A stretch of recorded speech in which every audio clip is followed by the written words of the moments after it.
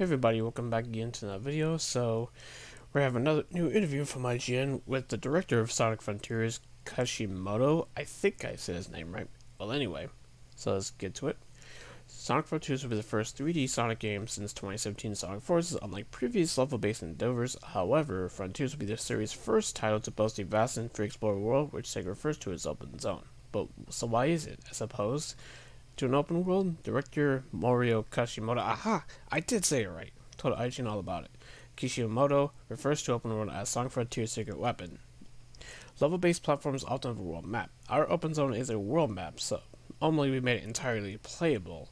A playable world map that includes stage-like elements that is something that hasn't really been done before, so we had to come up with a new name, which is often designated as a world, and other level-based platforms is called Zone in Sonic. So we took that and combined it with Open, which refers to explorable field. So that's what Open Field stands for. So they're using their own term. So it sounds like it's gonna be like a hybrid of the typical Sonic games with open world in general. So it sounds like it's like a hybrid of the two. So which I'm okay with that. So anyway, moving on. Kishimoto sees the open zone as an evolution of the traditional world map. Of course, one has been tailored to match Sonic's high-speed gameplay. Super Mario Bros. 3 was released in Japan in '88. I believe this is the first game to introduce a world map. The system has been used by countless platformers since, even to this day. A true evolution of the structure is what we see the essence Sonic Frontiers field. We wanted to provide a next-gen level-based platform. So how do we evolve a level-based platformer like Sonic to this new open zone? That's what Frontiers is all about. Usually, a level-based platformer is an area from which the player departs to various stages. However, going from Kishimoto's explanation, Frontiers Open Zone is much more than just a 3D hub world from the likes of Super Mario 64 or Sonic Adventure. The Open Zone stands central to Sonic Frontiers gameplay as the game levels exist as elements within this area, from grind wheels to platform, loops, and so on. The Open Zone is packed with the athletic action we love in Sonic games, Kishimoto explained. Well, that is music to my ears. Now the question is, how often, how does it work? Like, does it mesh well with the terms of the gameplay? And kind of based on the new gameplay we got the other day, I'd say it's looking pretty good. I would say so. But anyway, continuing on. Since the open zone's design was based on the console world map, Kishimoto sees Frontiers as a rival to other platforms such as Mario, Kirby, and Donkey Kong. Rather than other free roaming experiences, Mario's recent 3D endeavors have been more open-ended, such as Super Mario Odyssey and Bowser's Fury, seem to share similar to direction that Sonic appears to be taking in Frontiers. What should differentiate Sonic Frontiers from such titles is always the pure speed. In the open zone, the high-speed gameplay can carry players in any direction without the limitations of a stage or course. In previous titles, we had to gradually make the stages more difficult in order to reach the amount of playtime that would satisfy players. It is natural for level-based platformers to become more hard as you progress. However, Sonic games, the problem has always been the higher difficulty can get in the way of the game's sense of speed. I can agree with this. Anyway, in Sonic Frontiers, the open zone offers a lot of content already, so raising the difficulty in order to increase the playtime was no longer necessary. From start to finish, we were able to maintain sense of speed with ideal level design for a Sonic game. So it seems, I guess, Sonic going the more open world-esque format, it seems that it could be really beneficial to the IP as a whole. If this game takes off in the way that Sega wants it to, so. And I hope it does, because I really love the concept of a more open-world Sonic game, so we'll see, Anyway, moving on. Going by his comments, the contradiction between speed and platforming, a balance is always challenged, could have been solved by the open zone new structure.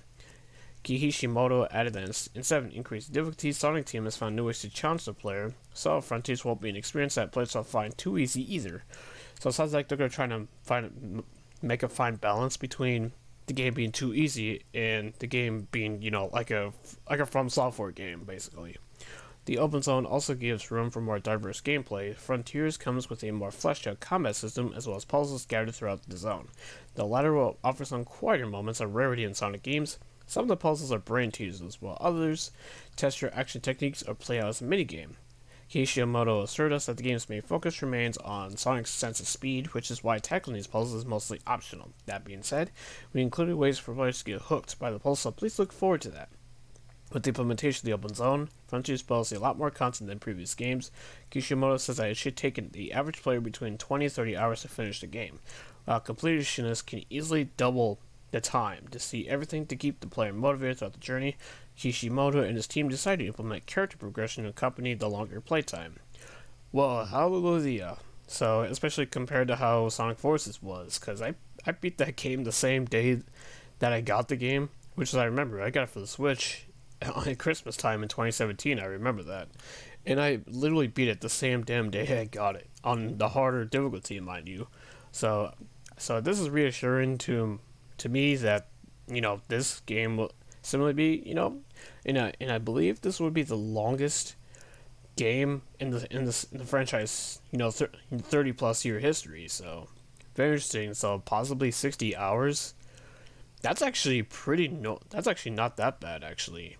So because other open world games can take much longer than that if you really truly want to get 100%. So that's why I'd say this is a good compromise, like where it's like a hybrid between the linear stages that we're used to and the more open world-esque structure that we've seen that is popularized nowadays in AAA games. So especially now, which I have a feeling is going to be even more popular this coming generation. I feel. But anyway, to finish up the interview, while this might be unusual for a level-based platformer, we decided to implement a skill tree and the ability to level Sonic up. Interestingly, Sonic speed itself can also be leveled up. When running, a speedometer indicates just how fast Sonic is running, and this can be upgraded. Details like this seem to indicate no matter how much the open zone changes up the formula, the main concept, which what makes a Sonic game, hasn't changed one bit. In previous games, Sonic fans have enjoyed time attacks for each stage. For Sonic Frontiers, during the speedrun of the entire game might be a challenge, Kishimoto said with a smile. Sonic Frontiers will be released for Switch, PS4, PS5, Series X, and S, and PC in the winter. They curiously omitted the Xbox One version there. But it'll probably still be on Xbox One anyway. They just omitted that for some reason. But whatever. So it seems that this game is gonna be packed full of content. So that hasn't really said much. Outside of so this is basically, I believe this is the longest game in length since Sonic and the Black Knight, a game from 2009.